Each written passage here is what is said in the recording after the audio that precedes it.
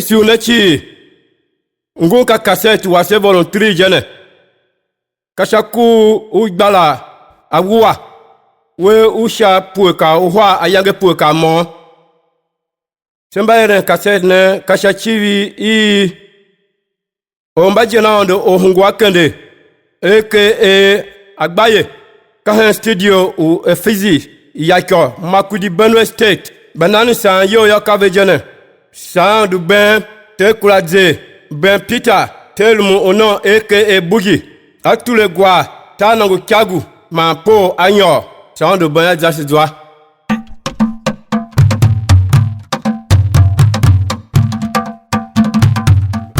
ongu agba wa mo ku gala unyiyan seke shimo ongu agba wa mo ku gala unyiyan seke shimo ongu agba wa mo ku gala unyiyan seke shimo ongu agba wa mo ku gala unyiyan seke shimo ogba wa gba wa mo ye la bajo osun na hun ane amo ogba wa gba wa mo ye la bajo osun na hun ane ama jo mama wa mo go zambe kele onda na nesushima jo mama wa mo go zambe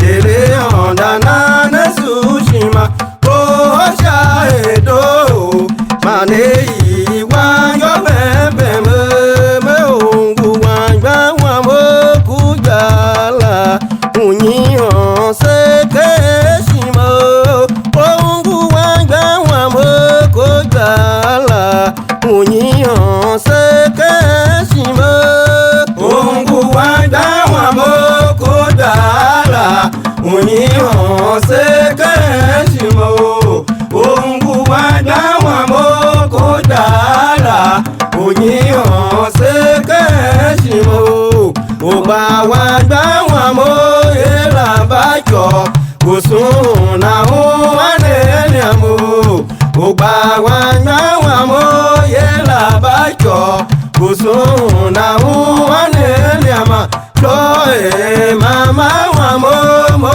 go zambe ele onda na nesushima jo mama wa mo go zambe ele onda na nesushima bo sha edo mane iwa yo bembe ngu wa gba wa mo ku dara unyiyan seke shimo ongu wa gba wa mo ku dara unyiyan seke shimo ongu wa gba wa mo ku dara unyiyan seke shimo ongu wa gba wa mo ku dara unyiyan seke shimo ogba wa gba wa mo ye la bajo osun na hun ane amo ogba wa gba wa mo ye la bajo osun na hun ane ama jo mama wa mo go zambe dele onda na nesushima jo mama wa mo go zambe dele onda na nesushima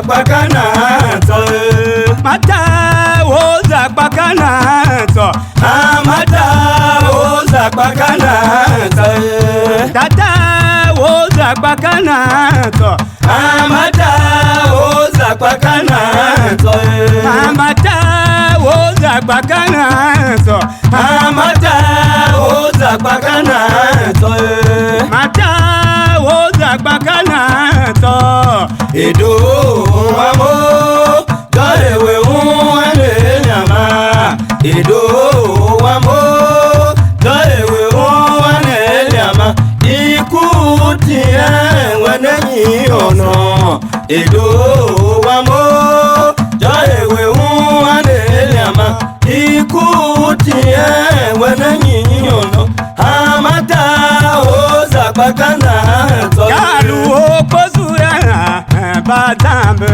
ko alu mo kwate wana Jembe ya yole, jembe ya yole, jembe ya yesa wa pekun.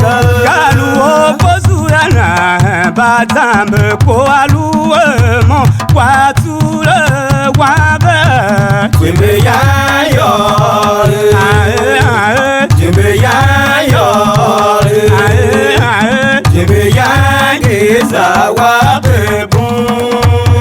Yalu opozu ya badambe ko alu mo kwatu wabe Jembe ya yole, jembe ya yole. Jembe ya yesa wa pebunga. Sena se o, se we la be sena se o, se we la be sena se o. Ugondo mana toba be, se we la be sena se o. Ugondo mana toba be, se we la be sena se o. Anyi makpage bakembaka ekamba inongo ahondutu asenyi abe. Anyi makpage bakembaka ekamba inongo ahondutu asenyi abe. Nyia anemao nanenge shashe nane sena se o se wela be sena se o se wela be sena se o. Ugondo mana dobale se wela be sena se o. Ugondo mana dobale se wela be sena se o. Anyi makpage bakembaka ekamba inongo ahondutu asenyi abe. Anyi makpage bakembaka ekamba inongo ahondutu asenyi abe. Nyia anemao nanenge shashe nane sena se o se wela be sena se o se wela be sena se. Ugondo mana dobale se wela be sena se o. Ugondo mana dobale se wela be sena se o. Anyi makpage bakembaka ekamba inongo ahondutu asenyi abe. Anyi makpage bakembaka ekamba inongo ahondutu asenyi abe. Nyia anemao nanenge shashe nane Yagana yo yatioma, yagana yo yatioma, yagana yo yatioma. Debo wamo didakwa odomo yagana yo yatiomo. Debo wamo didakwa odomo yagana yo yatinyo ya kenda besha lida okande.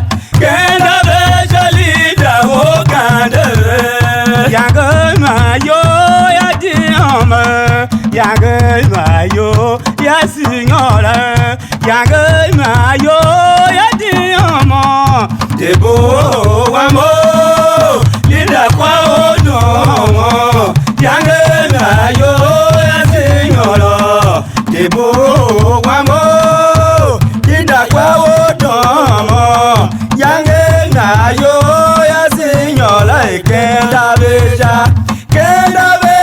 linda ogande danyoma kilo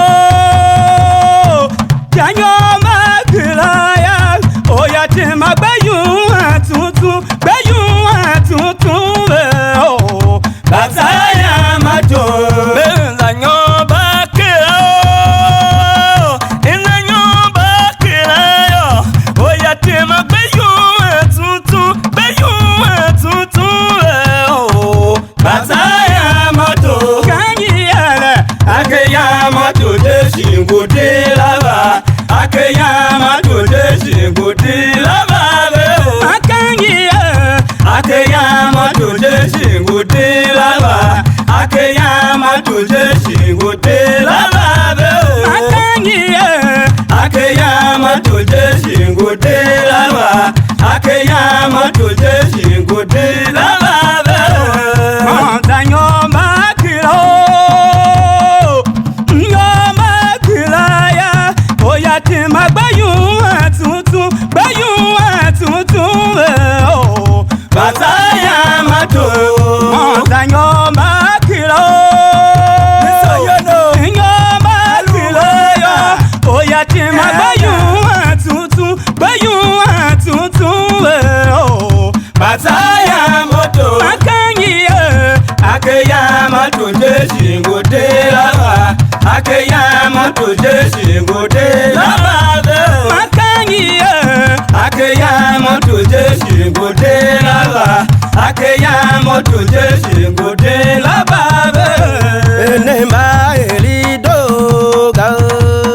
nemba elidoga akenemba elidoga makanele o sanagba yemeta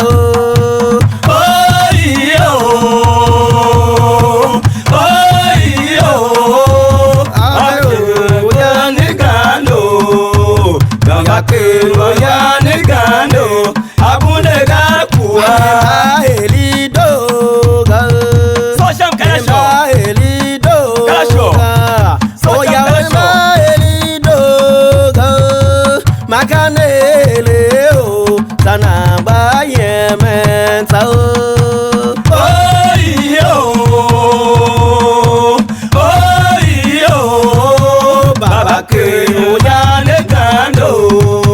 babake oya negane abunde gakuwa elidoga misayono elidoga oya elidoga makanele o tanagba yemeta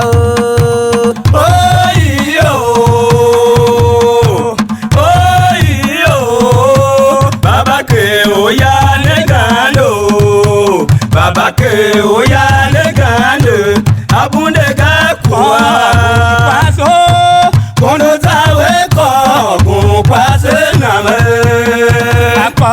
gun paso kondo tawe ko gun pase name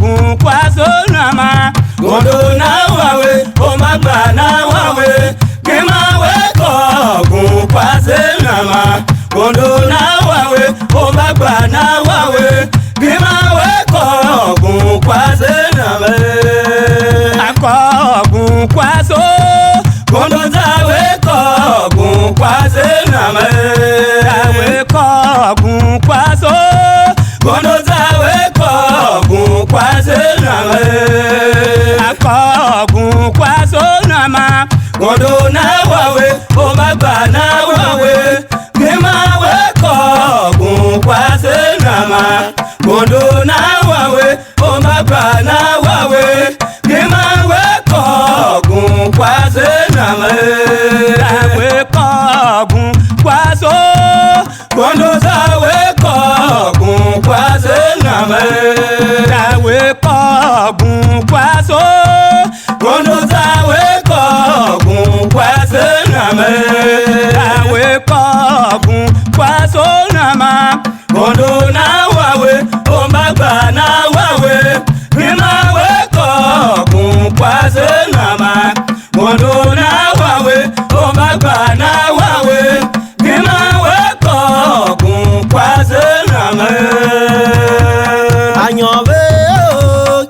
ni barbe Wanyowe ni barbe Barbe Osele wase Bulavalo Nala nune tembe gelino Osele wala Bulavalo Nala zende tembe gelino Sele tinguno Na ela ega ulana yo Yue wa mogando Sele tinguno Na ela ega ulana yo Yue wa mogando Wazi wo mabu Gushawene maketembe yonte Yue wa jango Wazi wo mabu Gushawene maketembe yonte Yue wa jango Osele kandele Osele Yue ni barbe Osele Yue ni barbe Osele wama Osele wama Dolavale Naila zende tebe ingelino Osele wama Dolavale Naila zende tebe ingelino Sele tinguno Naila eka ulana yo Yue wamagando Sele tinguno Naila eka ulana yo Yue wamagando Wasiwo mabu Ushalele makitembe jonse Yue wajango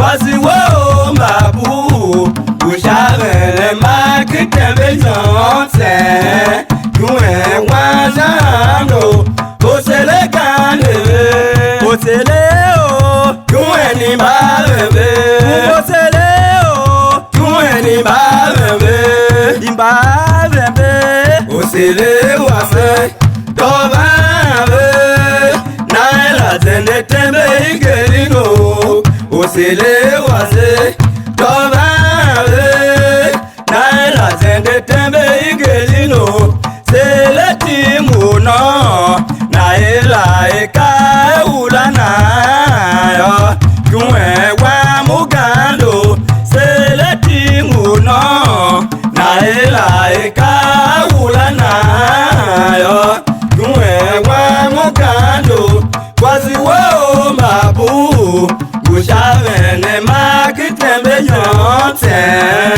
Yue wa jango Wazi wo mabu Gushavene makitembe yonte Yue wa jango Osele kandele Ale wa odudu va pemo Ale pane wa ododo va bemo Ale wa odudu va pemo Ale pane wa ododo va bemo Ale wa odudu va pemo Nenda nyole magrudi goleile Ito uru kelenge o Wama chapeda vesama Nenda nyole magrudi goleile Ito uru kelenge o Wama chapeda vesama Ale pande wa odudu mapemo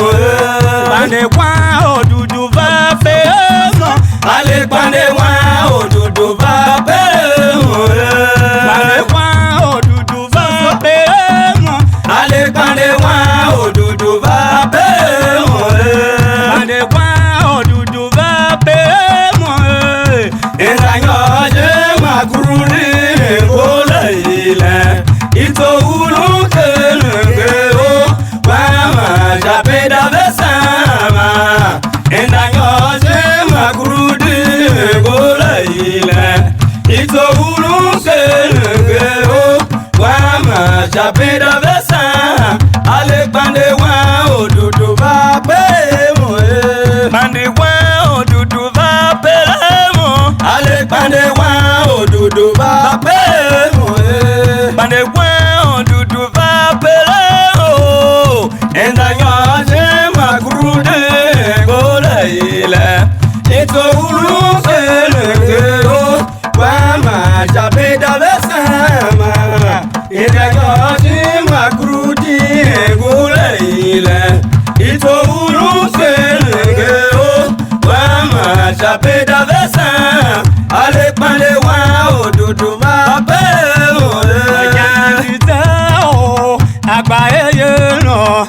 jande kakuwa.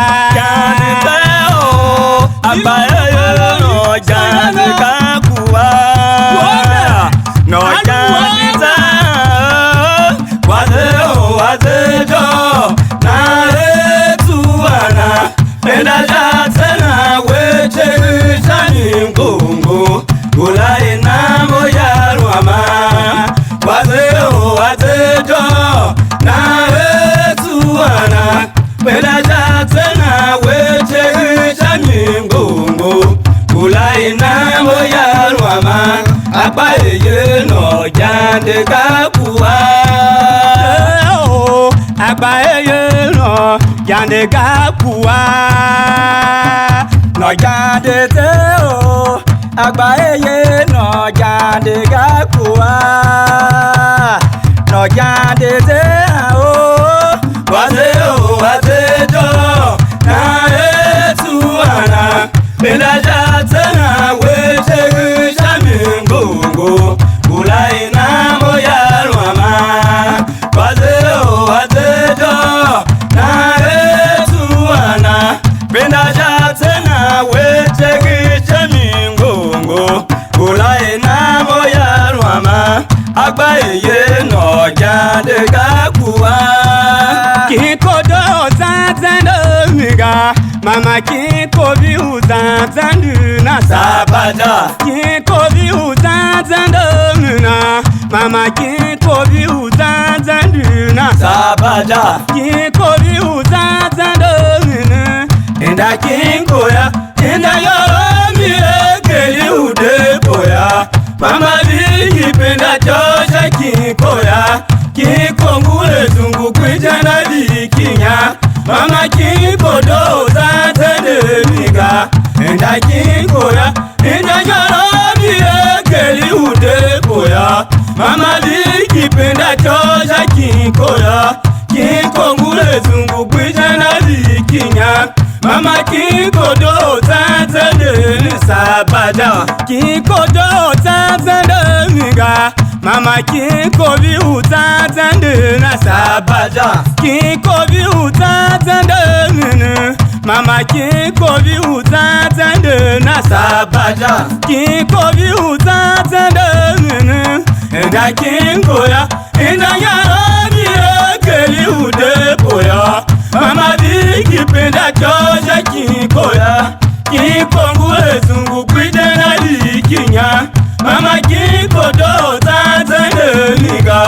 Enda kinkoya, enda yoromi ekeli udepoya. Mama viki penda chosha kinkoya. Kikongule zungu kwijana vikinya. Mama kikodo zatende Sabaja. Ega yesinga ela, ega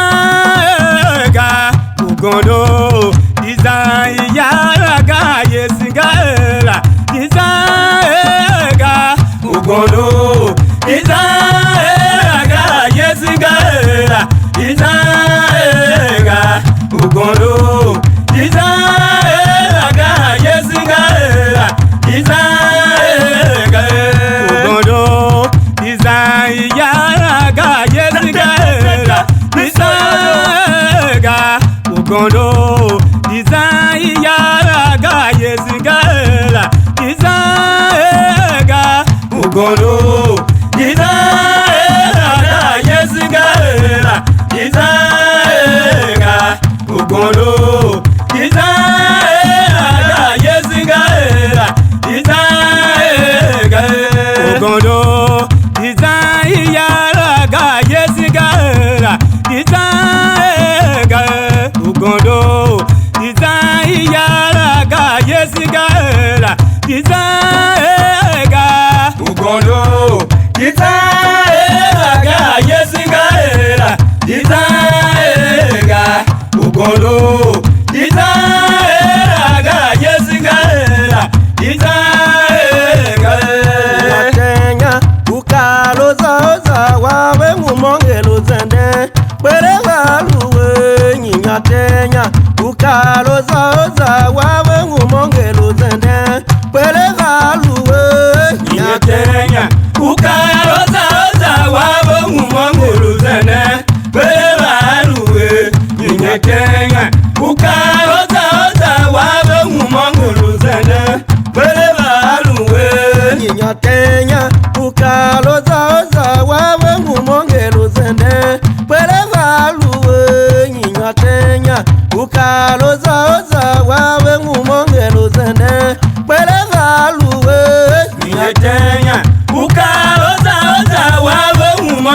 luzende bebaluwe nyenyekenya ukalozaza wabo ngumonge luzende bebaluwe nyenyekenya ukalozaza wawe ngumonge luzende bebaluwe nyenyekenya ukalozaza wawe ngumonge luzende bebaluwe nyenyekenya ukalozaza wabo ngumonge luzende bebaluwe nyenyekenya ukalozaza wabo ngumonge luzende bebaluwe Dedede numa bedede kakpan. dedede numa bedede kakpan Dedede numa bedede kakpan. dedede numa bedede kakpan Bande olu ne bani ubaga. bande oluna bamba baba nuka olumbata mwande kwa olumba enyoka olumbata demayana epe dudu ya okalenga numa bena wuowe Bande olu ne bani ubaga. bande oluna bamba baba nuka olumbata mwande kwa olumba enyoka olumbata demayana epe dudu ya okalenga numa bena wuowe Dedede numa bedede kakpan. dedede numa bedede kakpan Dedede numa bedede kakpan. dedede numa bedede kakpan Dedede numa bedede kakpan. dedede numa bedede kakpan Bande olu ne bani ubaga. bande oluna bamba baba nuka olumbata mwande kwa olumba enyoka olumbata demayana epe dudu ya okalenga numa bena wuowe Dabe wa mame olo tindiga. yolibe yole Dabe wa mame olo tindiga. batage majimbe lele naze yolibe yole Maniga dabe wa mame olo tindiga.